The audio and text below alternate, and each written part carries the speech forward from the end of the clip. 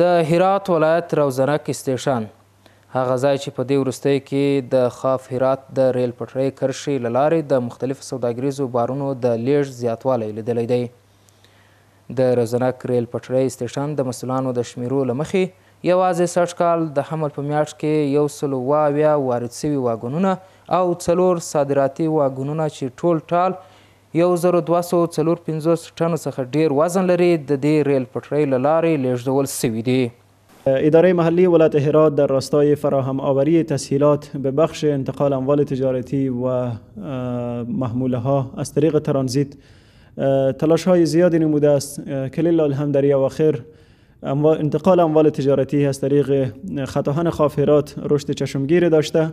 به طوری که روزانه از طریق خط آهن بیشتر از 2 محموله انتقال داده میشه که این نشان دهنده تلاش های اداره محلی ولایت هرات در راستای فراهم آوری سهولت ها به بخش انتقال اموال تجارتی محسوب می شود.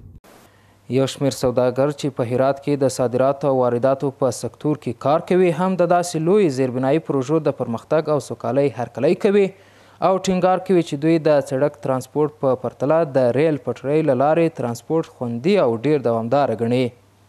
جدیداً ما در بخش صادرات و واردات خط راهن استفاده کردیم. نسبت سرعت بار نسبت به خط جاده‌ای بهتر بود چون ترافیک کمتری داره و قیمت هزینه‌ای هم کمتر بود نسبت به خط جاده‌ای. دا باید په یاد ولرئ چې د روزنک استیشن له لارې هیواد ته وارد سوي بارونه ډیری ساختماني توکي، سمنټ، خواره، درمل، ټایلونه او سیرامیکونه شامل وه.